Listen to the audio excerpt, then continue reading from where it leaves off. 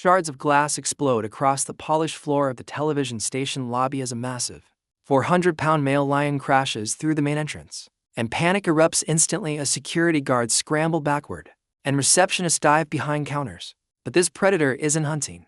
His golden eyes are wide and frantic, scanning every face and every corner. Because he is looking for the only human who matters, he is looking for Jack, a veteran ranger who has spent 20 years patrolling the boundary between civilization and the untamed wilderness. A man of few words, known for his rugged determination and a heart that beats in sync with the wild, who 3 days ago drove into the city for a scheduled interview to raise awareness for wildlife conservation and never returned to his outpost.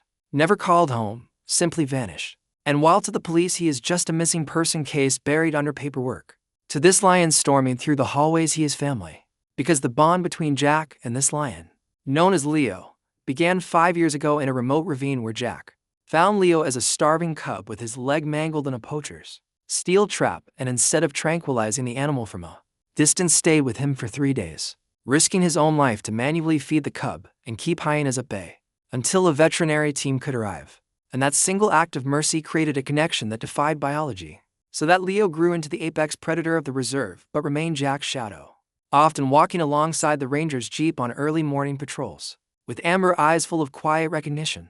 And when Jack went missing, Leo pressed his nose to the ground, caught the faint trail of exhaust fumes and old leather boots, and followed it mile after mile across a dangerous highway and past roaring traffic, straight into the concrete heart of the city. And now Leo barrels down a narrow corridor of the TV station, his massive paws slipping on the linoleum, until he catches a scent, faint, stale, and laced with the metallic tang of sickness, and skids to a halt in front of a heavy soundproof door marked Green Room B. Lets out a guttural roar that shakes the walls, rears up, and slams his immense weight against the door again and again until the lock gives way with a deafening crack, and inside the room is dark and silent. Jack lying slumped on a leather sofa, his skin a terrifying shade of gray, having suffered a massive heart attack moments before his scheduled interview, and collapsed alone in this soundproof room where no one could hear his cries for help while the busy station bustled with life just outside.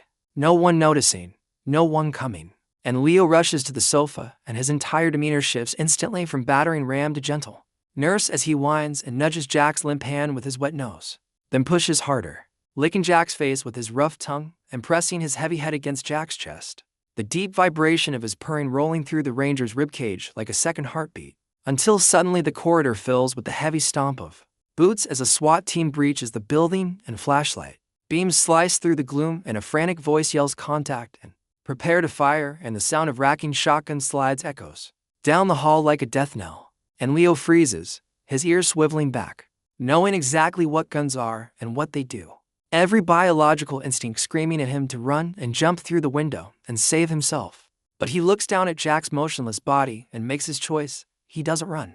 He doesn't attack. Instead, he turns his massive body and climbs carefully onto the sofa, positioning himself directly over Jack with his paws placed deliberately on either side of the ranger's chest, facing the doorway, his body forming a living wall of muscle and fur between the dying man and the armed officers, baring his teeth and releasing a low thunderous growl that vibrates the very floorboards, sending a message as clear as any words: if you want him, you have to go through me. And the SWAT team leader skids to a halt in the doorway with his rifle raised and freezes, because he has never seen this, the lion not acting like a beast but like a bodyguard.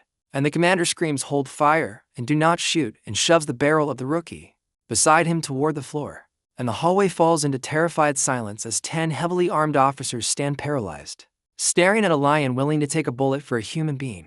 And the standoff stretches for agonizing seconds, thick with the smell of gun oil and adrenaline, until beneath the weight of the lion Jack's eyelids flutter, the intense body heat and rough persistent abrasion of Leo's tongue pulling him back from the edge of darkness, his heart finding a rhythm again.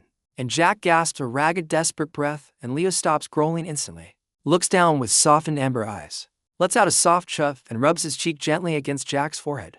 And Jack whispers, "Leo," and lifts a trembling hand to bury his fingers in the lion's mane, and croaks, "Don't shoot. He's protecting me."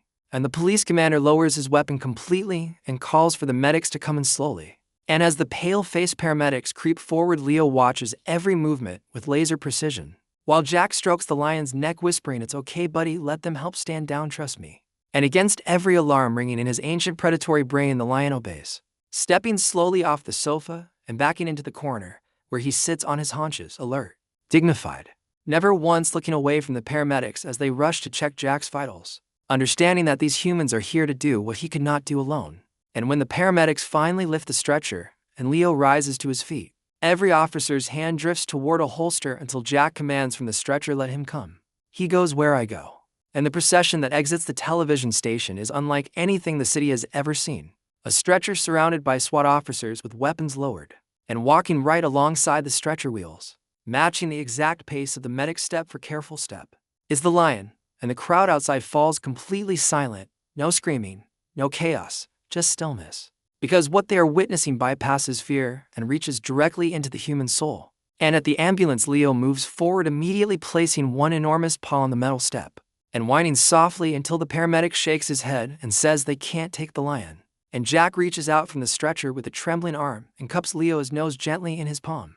And the lion presses into the touch and closes his eyes, and Jack whispers, "Go home, Leo.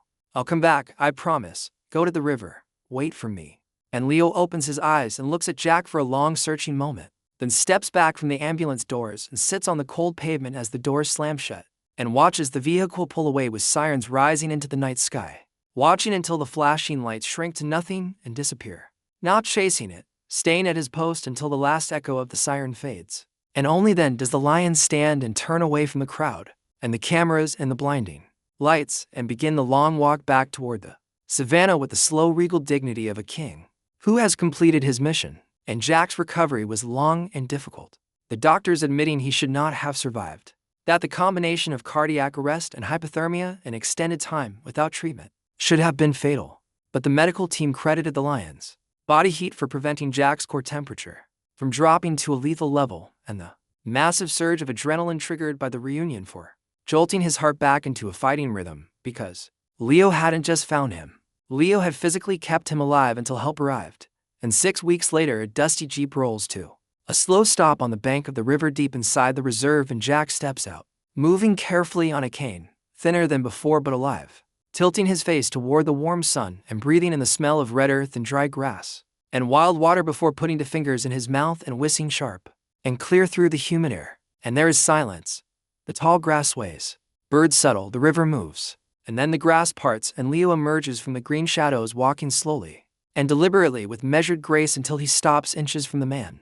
And Jack drops his cane and wraps both arms around the lion's massive neck and buries his face in the warm coarse mane without saying anything, because there are no words for this. And Leo leans his full weight against Jack, gently, like he is afraid of breaking him, and closes his eyes, and a deep low rumble moves through his chest. Not a growl, but a sigh. The sigh of a creature releasing weeks of vigil and waiting and not knowing. And they stay like that for a long time, with no cameras, no crowd, no glass shattering, no guns. Just the river and the grass and the wind and a man and a lion who have saved each other more times than they can count. Because some bonds are older than language, and some loyalty runs deeper than blood.